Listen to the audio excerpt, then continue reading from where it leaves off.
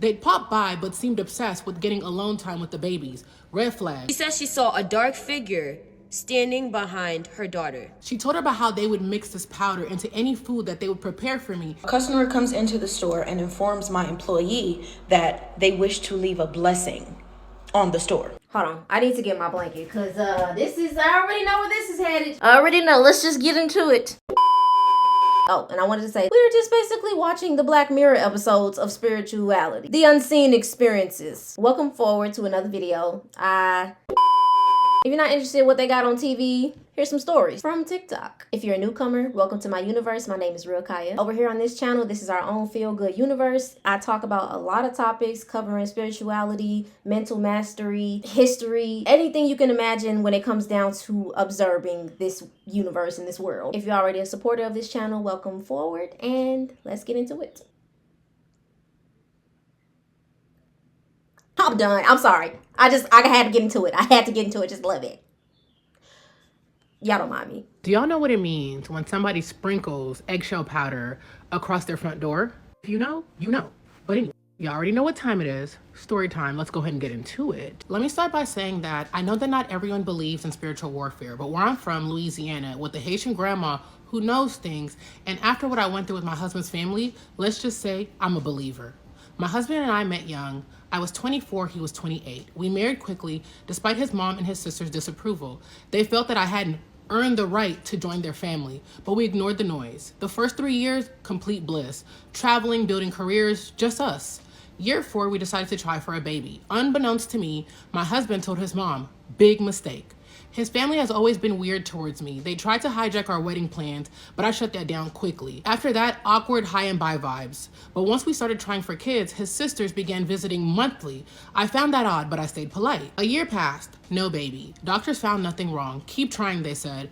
Years 5 and 6, same story. Tension grew. By year 7, miscarriages piled up, and our marriage was in shambles. Needing space, I took a 12-week work assignment abroad. My husband visited often. Then finally, I got pregnant. Terrified of jinxing it, I only told my mom and sisters. My husband swore to secrecy too. No updates for his family. When our twin boys arrived, my mom and one of my sisters moved nearby to help. Now his family, they'd pop by but seemed obsessed with getting alone time with the babies. Red flag. My mom told my Haitian grandmother who flew in ASAP. Grandma did her thing. Protection rituals, prayers, and eggshell powder sprinkled at every entrance. Front door, back door, garage. Suddenly his sisters stopped coming over and they definitely were not coming inside. They'd linger on the porch or the patio, making excuses as to why they didn't want to come in. Fast forward, the twins had their first birthday party at a kids' play zone. Afterwards, we invited our close family and friends back to our house, but his sister refused, snapping no means no when I tried to insist that she join us. Now, the truth exploded at their cousin's wedding last year. I overheard his sister gossiping to his cousin in a back room I ran into while looking for the bathroom. Because of the backroom design, they couldn't see me on the other side, plus they had their backs to me. Let's just say, everything that my grandma thought was happening was spot on. She told her cousin about how her sisters, and their mother had been conspiring against me. She told her about how they would mix this powder into any food that they would prepare for me, and that the powder was meant to keep me from getting pregnant, and if I did get pregnant, my body would reject the baby. Tears instantly started streaming down my face and I snapped. They putting this limit on me, so go to part 2 so we can go ahead and finish up, but I'm gonna post it back to back. I got y'all, don't worry, I got y'all. Alrighty, this is part 2 of white eggshell powder and spiritual warfare. If you haven't seen part 1, it's gonna be the video right before this one. But anyway, let's keep going. Not even thinking twice, I took my heels off and ran up from where I was eavesdropping, and Donkey Kong slapped my sister-in-law so hard she fell down. That's when her cousin jumped on me and I beat her up and took her wig as a souvenir. It was complete chaos in that back room. The staff up the hall where the event was being hosted ended up breaking up the fight. My husband came in confused. His mom came in yelling, automatically blaming me, saying this behavior is why he should have never married me. My husband picked up my stuff and walked me to the car. He then asked me what happened. When I explained what happened, he told me to wait in the car. Not even 15 minutes passed, and I could see him walking back along with his mom, his sister, and his cousin. I started prepping myself mentally for round 2. When they got to the car, my husband asked me to step out and stand behind him. I could tell that all 3 had been crying. He asked them to apologize to me. One by one, they each apologized and asked for my forgiveness. His mother let me know that his other 3 sisters, who were also a part of this, will be calling to also apologize. In front of me, my husband told them that until I forgave them, he would not be helping them in any way, shape, or form. As the breadwinner in his family, not having his support would be devastating to them. He told them how disappointed, angry, and embarrassed he was of their behavior. His other sisters eventually called and apologized. My husband stood on business so hard, I actually had to pull him aside and talk to him about toning it down just a little bit. For almost a year after the incident, he only spoke to his brothers and his father. When I told my family, they were disappointed but not surprised, as my grandmother had already called it. Though he communicates with his mom and sisters, it's very minimal, and he still doesn't allow them to be around me or our kids. The most we have interacted with them is on FaceTime for holidays like Christmas or Easter. It's been 3 years since the blowout at the wedding, and I feel like me and my husband are in a really good place. He has apologized so many times. He let me know that as much as he loves his mom and sisters, he loves me and the family that we're building more, and that he will do whatever is necessary to protect us. Ladies, if he wanted to, he would.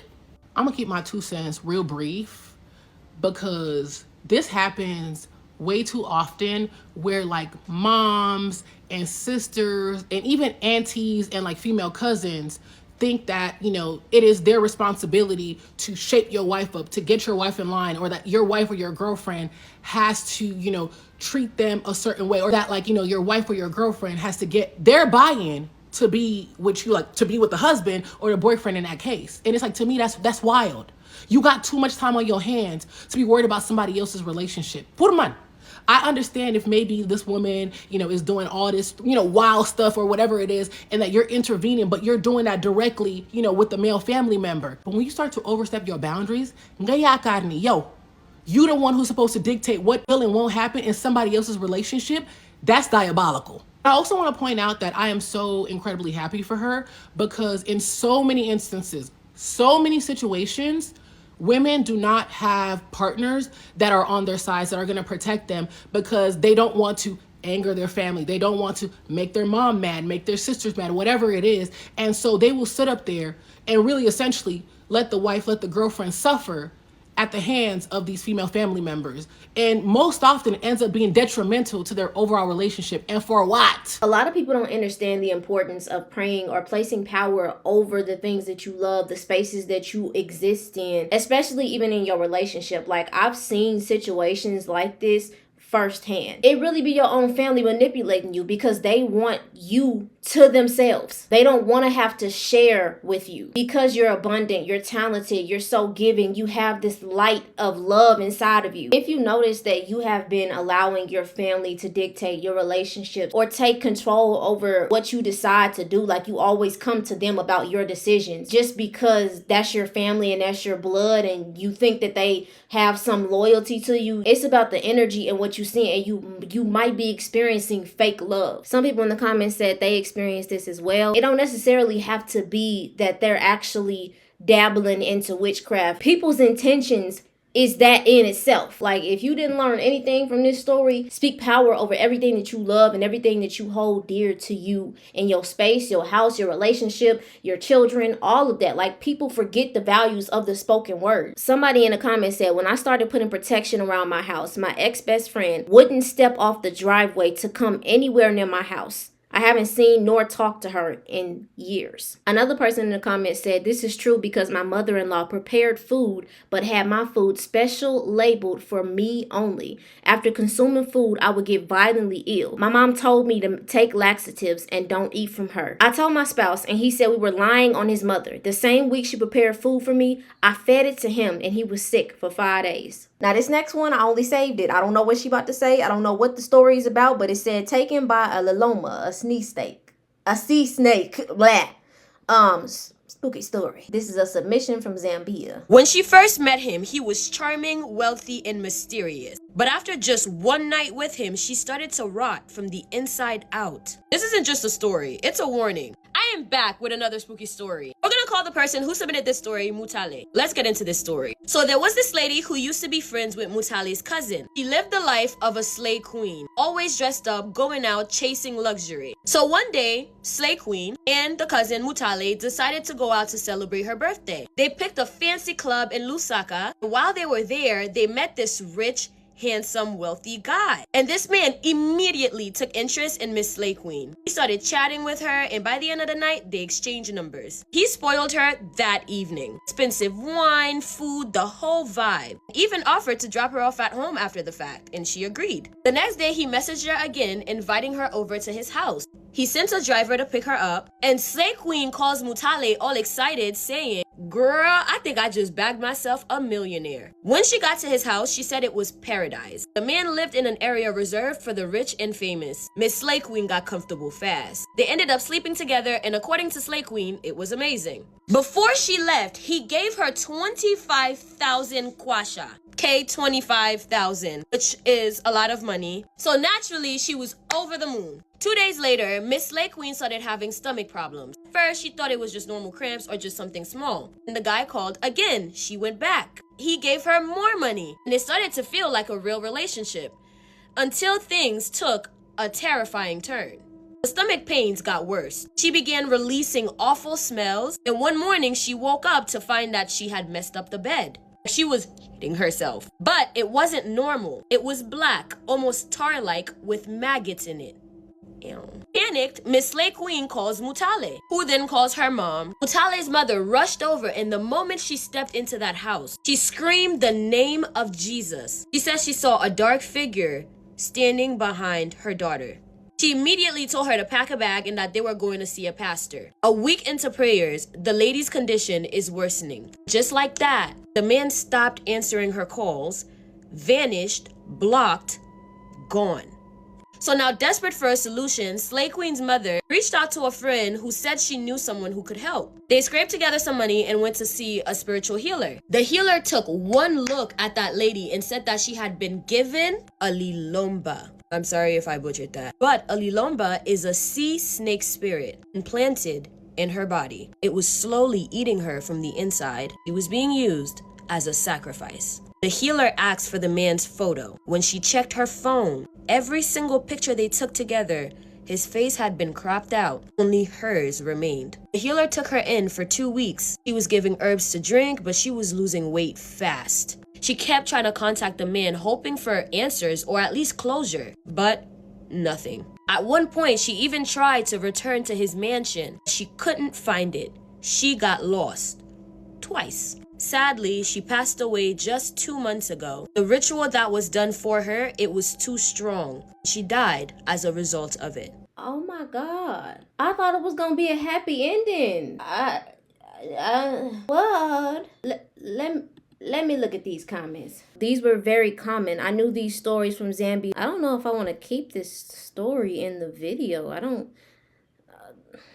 It's pretty dark. The story of this woman and the rich man, it sounds a lot like energetic transmutation. For me, I have questions as to why the Most High or her angels didn't protect her, they didn't save her. When people hear stories like this, they'll get into a state of panic, believe that this is something that is just people out there who actually have the power to do that. Nobody has the power to do something like this to you, and then you just are stuck with it, and you allowed this to drain you. These witches and warlocks that we see in these spiritual story times understand transmutation. They understand alchemy. That is how people in occults and people who use magic, also the government, that they know how to alchemize energy. As you already know over here, if you're a newcomer, all of these are just my analysis. My view on what happened to that girl was dark alchemy. And you also have conversations where you think about people who are the makers or the witches or the people who do stuff like that. Why don't they ever get their get back? Or why aren't they punished for the things that they do? Why hasn't God punished them? Why hasn't their karma come in place? Obviously, what we've gone over with this channel is that we know that people harvest energy. How can you hold somebody else's energy? How is this possible? Well, you're seeing it every day with the government and how the matrix is ran. When someone is trying to create strings or cords to siphon someone else's energy, especially if they have a negative burden that they're trying to get rid of, which is what this story was about, people like this rich man gave money, gifts, influence. It's not just a gift. Everything is spiritual before it is physical. Everything is energetic before it is matter. Where the attention or intention flows, the energy goes. Somebody could be trying to make a spiritual contract with you right in front of your eyes and you're not aware. The money, the gifts, the exchange. You could just be having the intention of, I want to have a good time. And that's fulfilling to you. This person has other intentions. Don't get me wrong. If you do something bad to somebody, that weight is going to be there and you're going to have to deal with that weight. Or you can give it to somebody else. This rich man is holding karmic weight, dense, unprocessed energy. His checks need to be balanced. By giving her money and going inside of her temple, he transferred some of that weight. It's like saying, you take this and in return, you take a part of my burden. Her sickness and depletion are symbolic to her absorbing and carrying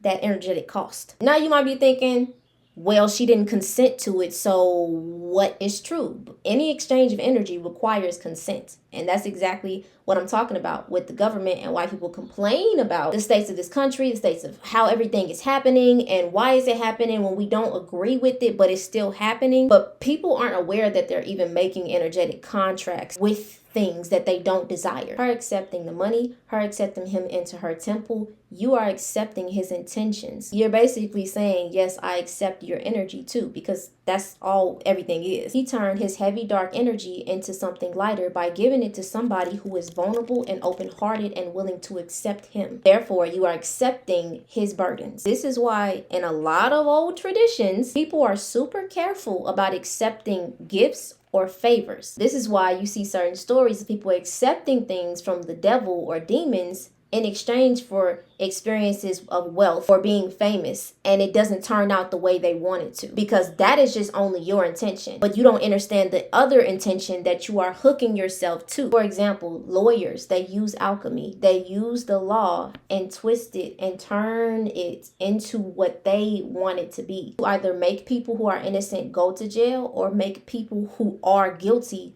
set free. They use the words of the system against the system. They use the energy against the energy. I just wanted to offer that perspective for anybody who was going into that fear-based mindset that something out there in the unknown has the ability to steal from you energetically. About to do one more story just to send it off, because yeah. All right, y'all, story time. So this is about the time that I managed a metaphysical supply store, a spiritual store, a witchcraft store. It was a regular day. I'm in the back office doing manager shit. I have one of my employees in the front of the store, greeting customers. A customer comes into the store and informs my employee that they wish to leave a blessing on the store. Without my knowledge, my employee agrees to let this person do this. So this man walks to the back corner of the store and crouches down really low and starts doing whatever the fuck he's doing, putting a blessing on the store. Again, I had no knowledge of this. I just thought the guy was shopping. We see all types of weird shit, so I didn't question it. The guy leaves. About 10 minutes later, my head starts pounding. I start to feel lethargic, sleepy, like my vision was a little blurry. So I get up. I'm like, let me walk this shit off, figure out what the fuck is going on. Why do I feel like this? As I'm walking out into the hallway, my employee meets me. That's when she tells me she also has a headache.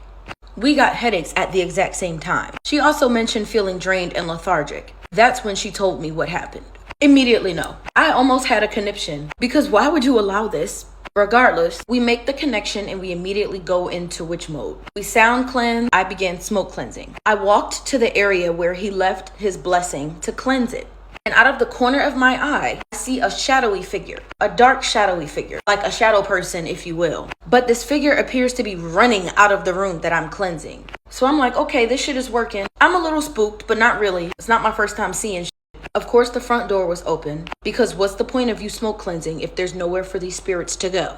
They twerking all in your space, feet up on the table, and you think you're doing something. But that's neither here nor there. We both felt better after we were done cleansing the store. We burned our incense. Needless to say, we didn't allow anyone else to come into the store to bless the store. Hey, for my newcomers over here, whether you Christian or you got any type of religion, we respect all people's way of practice of how they protect themselves or the prayer or whatever they do. We respect that over here. Somebody said, was he a competitor store owner or something? Somebody else said, and this goes and same goes for Christians laying hands. Don't touch me and don't pray over me, because I don't know what you about. Exactly. It's not about creating anxiety and your awareness of these situations. This is all about discernment. So y'all, that is what we have today. I want to say thank you for watching. I hope you gained a little more knowledge, got a little entertainment, and got a story that actually resonated with what you are needing to learn right now. As you can see, we've upgraded to a new camera. Yeah.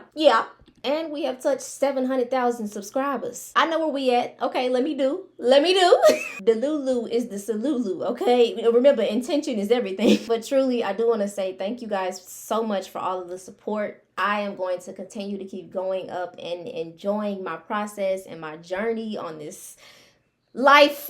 For my supporters and newcomers, you are divinely blessed and in a safe space, because you know those who come over here live in abundance. The universe is protected. We are blessed. We are everything. We got what we need over here. You know, y'all my real ones. Okay, you come over here, we covered. Okay, we on journey. Enjoy the rest of your day, and I will see you on the next video. Love y'all.